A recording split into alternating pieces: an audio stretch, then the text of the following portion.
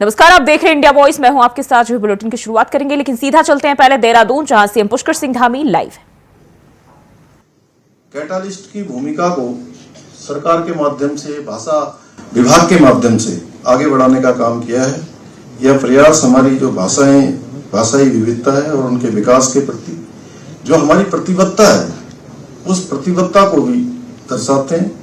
भाइयों बहनों, हमारी सरकार द्वारा भाषाओं और परंपराओं के प्रति समर्पण को प्रोत्साहित करने के लिए आप सबको पता होगा कि उत्तराखंड साहित्य गौरव सम्मान के तहत जो हमारे उत्कृष्ट साहित्यकार हैं, उन सभी को सम्मानित किया जाता है।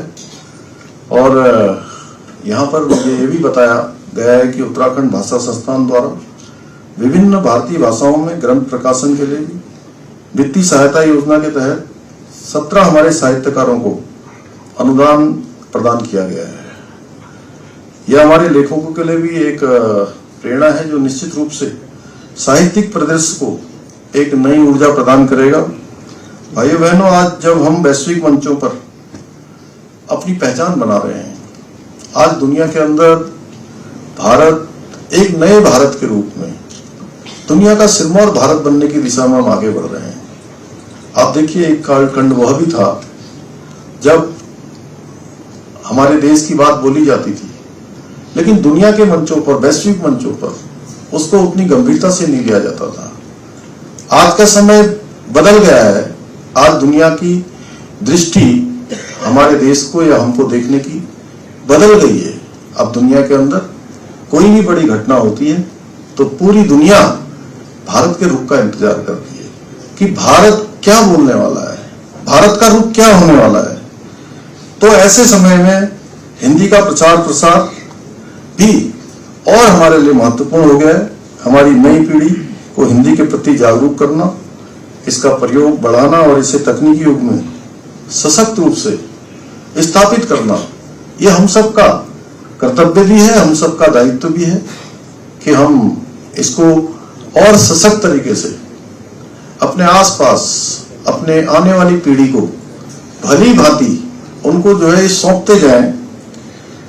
और आज हमारे प्रधानमंत्री मोदी जी द्वारा हिंदी को वैश्विक मंच पर स्थापित करने के लिए अनेक प्रयास किए जा रहे हैं। विशेष रूप से आप सबने देखा होगा, दुनिया के अंदर सबसे लंबा एपिसोड जो उनका मन की बात का कार्यक्रम है, उसके अंतर्राष्ट्रीय मंचों पर हिंदी का उपयोग करने से हिंदी को एक वैश्विक पहचान मिली है, जिसके परिणाम स्वरूप विश्व भर में हिंदी बोलने वालों की संख्या में भी अब तेजी से वृद्धि हो रही है।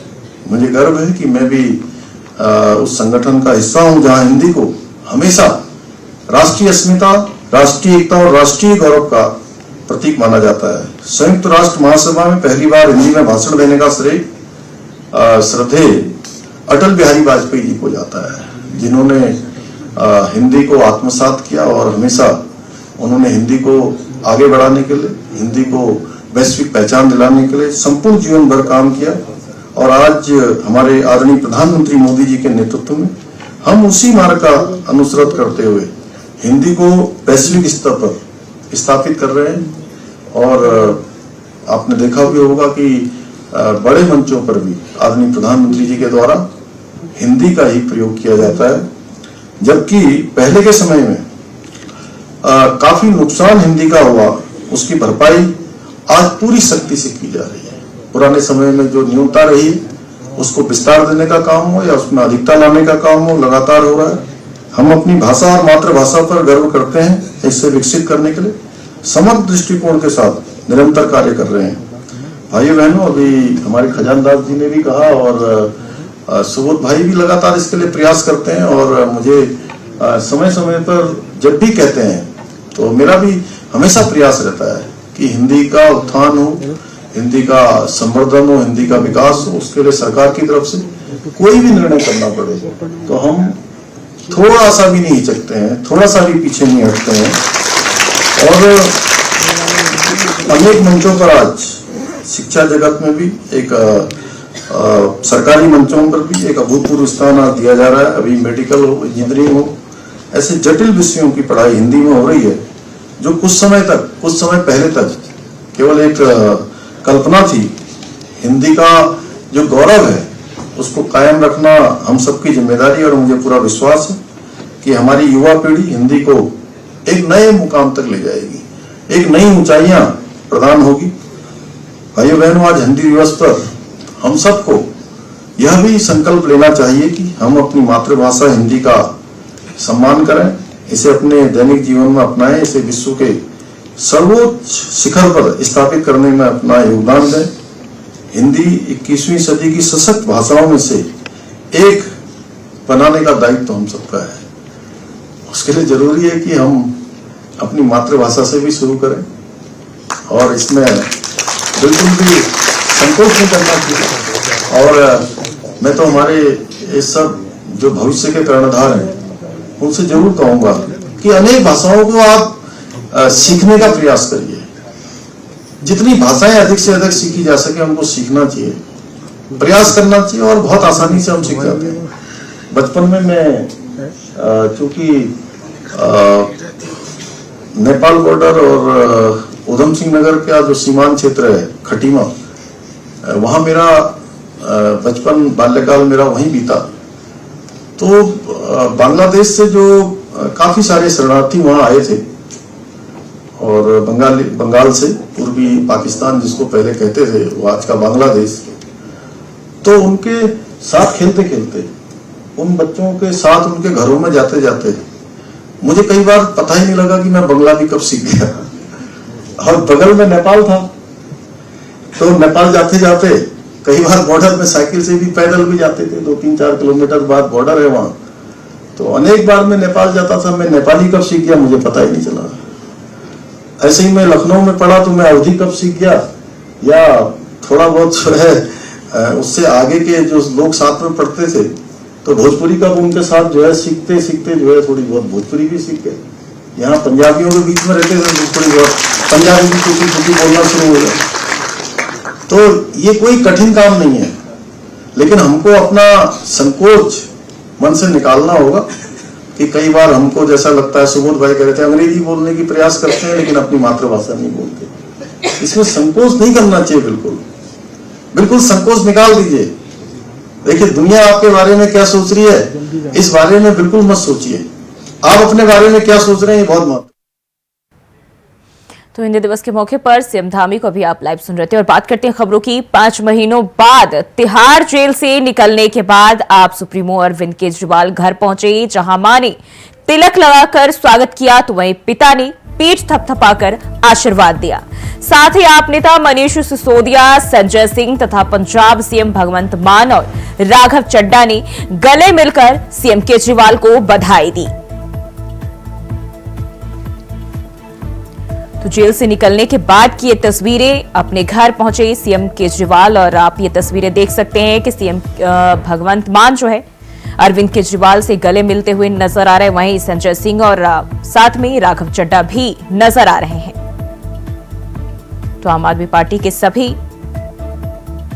नेता यहां मौजूद दिखाई दिए। वहीं मां के पैर छूते हुए सीएम केजरीवाल और पिता का भी आशीर्वाद लेते हुए नजर आए।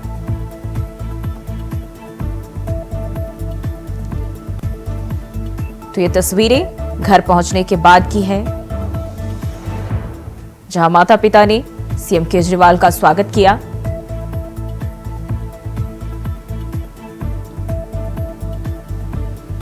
और इस दौरान जो है उनकी पत्नी के साथ साथ आम आदमी पार्टी के अन्य नेता भी मौजूद नजर आए।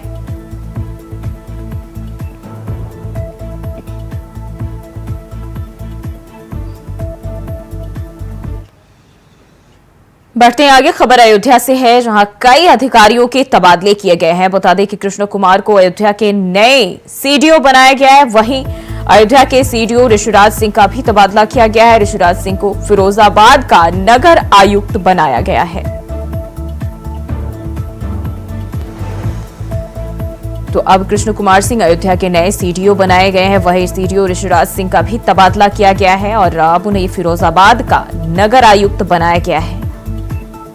तो अयोध्या में ये बदलाव अधिकारियों में की लिस्ट में जो है बदलाव किए गए हैं।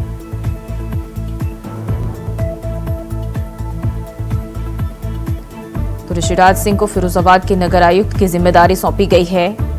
और वहीं कृष्ण कुमार सिंह अब नए अयोध्या के सीडीओ बनाए गए हैं।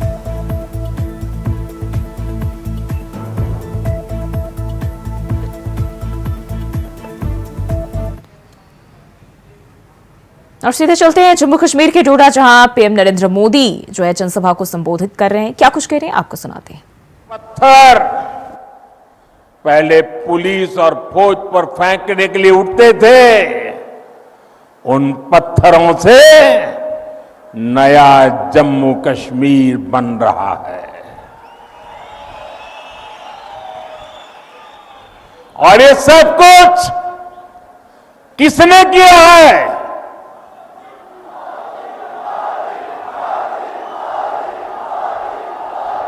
किसने किया है?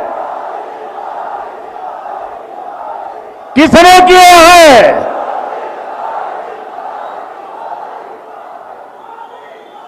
ये मोदी ने नहीं किया, ये जम्मू कश्मीर के डोडा के आप लोगों ने किया है।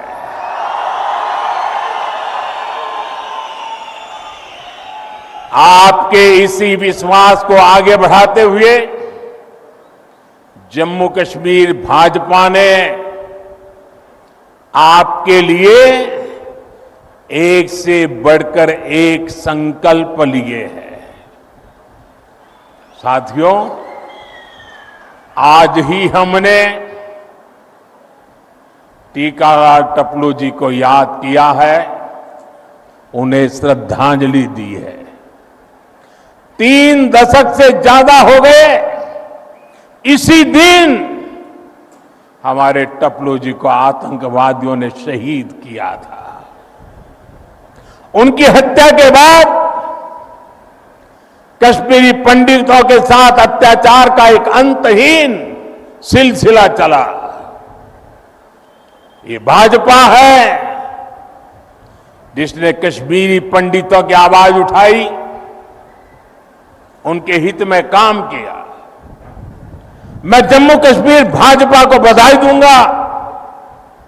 उन्होंने कश्मीरी हिंदुओं की वापसी और पुनर्वास के लिए टीकाराम टपलू स्कीम बनाने का ऐलान किया है। इससे कश्मीरी हिंदुओं को उनका हक दिलाने में तेजी आएगी। भाजपा ने आतंकवाद के सभी पीड़ितों को न्याय दिलाने के लिए व्हाइट पेपर लाने का भी फैसला लिया है। और साथियों, भाजपा सिर्फ कहती है ऐसा नहीं है, करके दिखाती है।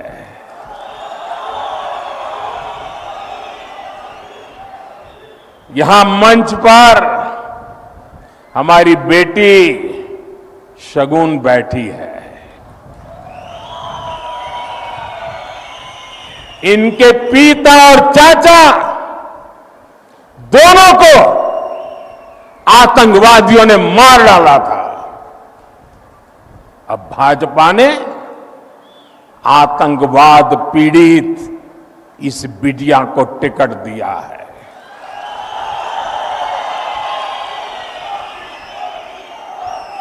बेटी शगुन सिर्फ कैंडिडेट है ऐसा नहीं, ये आतंक को खत्म करने के भाजपा के मजबूत इरादों की जीती जागती तस्वीर है।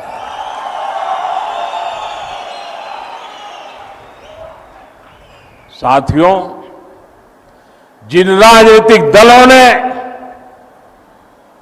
बरसों तक जम्मू कश्मीर पर राज किया, उन्होंने आपके बच्चों के भविष्य पर कभी ध्यान नहीं दिया। आप याद कीजिए, यहां पहले एक एक स्कूल खोलने के लिए आपको कितना संघर्ष करना पड़ता था। आपको एक स्कूल, एक कॉलेज खुलवाने के लिए भी आंदोलन करना होता था। एक छोटी सी सड़क बनवानी हो, पानी की टंकी बनवानी हो, आपको आंदोलन किए बिना, पुलिस की लाठी खाए बिना कोई सुनने को तैयार नहीं था। कई कई साल लग जाते थे, लेकिन कुछ नहीं होता था। मेडिकल कॉलेज, इंजीनियरिंग कॉलेज, ये सब खुलना तो यहां किसी बड़े सपने से कम नहीं था। आज जब आप यहां से घर जाइएगा तो इत्मीनान से जरूर सोचिएगा कि क्यों आपके बच्चों को इन सब से महरूम रखा गया। जिन्हें आप अपना समझते रहे, उन्होंने आपको कभी अपना माना ही नहीं है। आप तो उनके लिए सत्ता तक पहुंचने की सीढ़ी मात्र थे।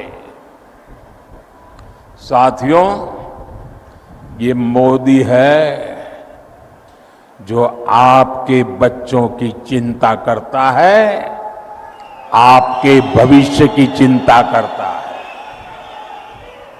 मैं चाहता हूं कि जम्मू कश्मीर के हर बच्चे को अच्छी पढ़ाई मिले। मैं चाहता हूं यहां का हर बच्चा खूब आगे बढ़े। इसलिए बीते 4-5 साल में ही भाजपा सरकार ने यहां अनेकों नए स्कूल खोले हैं, बहुत सारे कॉलेज बनवाए हैं। आप भी देखिए, डोडा के मेडिकल कॉलेज की डिमांड कब से थी, वो अब जाकर के पूरी हुई है। एक समय था जब यहां के नौजवान अच्छी पढ़ाई के लिए देश के दूसरे राज्य में जाने के लिए मजबूर थे। आज मेडिकल कॉलेज हो, एम्स हो, आईआईटी हो, जम्मू कश्मीर में सीटें कई गुना बढ़ाई गई है। अब जम्मू कश्मीर, हमारे भाजपा जम्मू कश्मीर इकाई ने पंडित प्रेमनाथ डोगरा। जम्मू कश्मीर से अभी आप प्रधानमंत्री को सुन रहे थे, जहां चुनावी रैली को पीएम संबोधित कर रहे थे। और अब बढ़ते हैं आगे। गोरखपुर से खबर सामने आ रही है। सीएम योगी 2 दिवसीय दौरे पर पहुंचे। सीएम योगी आदित्यनाथ पहुंचे गोरखपुर विश्वविद्यालय और विश्वविद्यालय के दीक्षा भवन में सीएम योगी पहुंचे, जहां 2 दिवसीय अंतर्राष्ट्रीय संगोष्ठी के मुख्य अतिथि के रूप में पहुंचे हैं। वही समरस समाज के निर्माण में नाम पंथ का अवदान विषय जो संगोष्ठी किया गया, उसमें शामिल हुए। कार्यक्रम में विश्वविद्यालय कुलपति और अन्य लोग भी मौजूद रहे। तो गोरखपुर दौरे पर मुख्यमंत्री योगी आदित्यनाथ और 2 दिवसीय अंतर्राष्ट्रीय संगोष्ठी के मुख्य अतिथि के रूप में सीएम योगी आदित्यनाथ पहुंचे हैं। विश्वविद्यालय के दीक्षा भवन मुख्यमंत्री पहुंचे। तो 2 दिवसीय गोरखपुर दौरे पर मुख्यमंत्री योगी आदित्यनाथ और इस दौरान समरस समाज के निर्माण में नाम पथ का अवदान विषय पर जो है संगोष्ठी कार्यक्रम का आयोजन किया गया।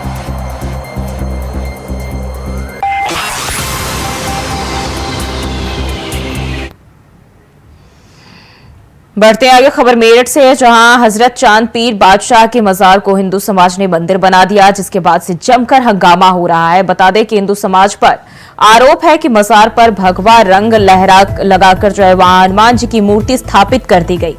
वहीं इस बात को लेकर हिंदू समाज के लोगों में खुशी देखने को मिल रही है। हिंदू समाज का कहना है कि अगर अयोध्या में राम मंदिर बन सकता है तो मेरठ में पीर की जगह हनुमान मंदिर भी बन सकता है। वहीं इस बात को लेकर मुस्लिम समुदाय के लोगों में काफी आक्रोश देखने को मिल रहा है।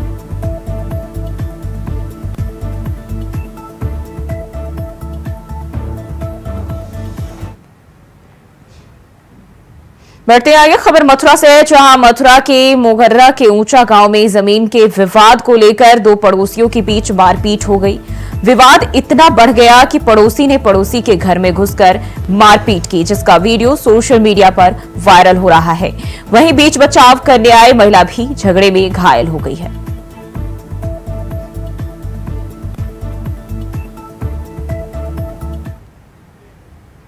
रुक करते अगली खबर की ओर। महंगाई, बेरोजगारी, भ्रष्टाचार और खराब कानून व्यवस्था के खिलाफ बलिया में समाजवादी पार्टी ने धरना प्रदर्शन किया। सपा विधायक मोहम्मद रिजवी ने खुले मंच से मुख्यमंत्री योगी आदित्यनाथ की तुलना गुंडों से की। उन्होंने कहा कि जहां मुख्यमंत्री गुंडों की भाषा बोलता हो, जुबान पर लगाम ना हो, ऐसी भाषा एक मुख्यमंत्री को और साधु को नहीं बोलनी चाहिए। वहीं घोसी से सपा सांसद राजीव राय ने अधिकारियों को धमकी दी और उन्होंने कहा कि सत्ता आती जाती रहती है, लड़ाई में समाजवादी पार्टी का साथ दो। जो रिश्ता बनाकर जाओगे, रिटायर्ड होने के बाद भी हम आपको ढूंढ लेंगे।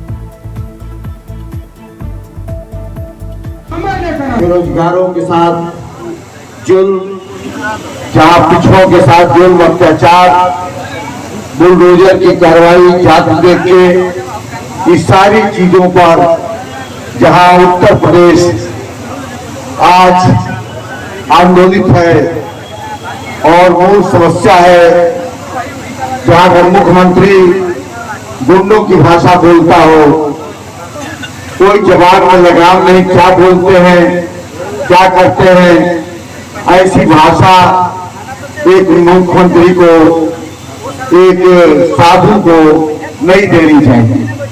मगर का रोज आप अखबार में पढ़ते हैं जो भाषा का प्रयोग हमारे मुख्यमंत्री जी का है, तो निश्चित रूप से कहा जाएगा कि हमारे मुख्यमंत्री जी का दिमागी संतुलन थोड़ा बिगड़ गया है। इस कारण आज हमला कर रहे समाजवादी पार्टी के हमारे मुखिया पर समाजवादी। वही खबर आगरा से, जहां आगरा पुलिस कमिश्नर के आदेश पर खनन माफियाओं पर सख्त कार्रवाई की गई। वहीं आगरा पुलिस की कार्रवाई से खनन माफियाओं में हड़कंप मच गया।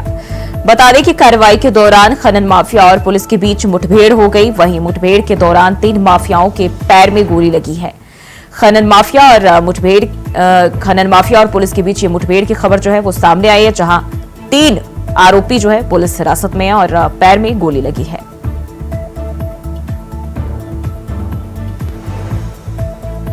आज दिनांक 14/9/2024 को थाना केरागढ़ पर सचिव सैया द्वारा कुछ दिन पहले पुलिस पे गोली चलाने वाले अवैध की सूचना दी गई। इस सूचना पर पुलिस के द्वारा चेकिंग के क्रम में अभियुक्त गणों द्वारा पुलिस पर जान लेने की नीयत से फायर किया गया, जिसकी जवाबी कार्रवाई में पुलिस ने भी आत्मरक्षार्थ फायर किया, जो अभियुक्त गणों के पैर में लगी। घायल अभियुक्त गण की पहचान सत्यप्रकाश उर्फ सत्तो, नेत्रपाल उर्फ नेत्रो और विनोद के रूप में की गई है। उन्हें तत्काल इलाज के लिए अस्पताल ले जाया गया है।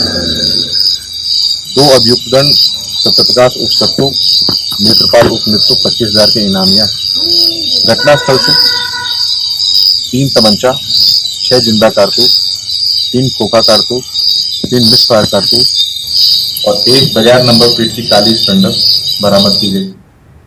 खबर नोएडा से, जहां पुलिस को बड़ी कामयाबी मिली है। पुलिस ने लोगों को ब्लैकमेल करने वाले गिरोह के 2 सदस्यों को गिरफ्तार किया है।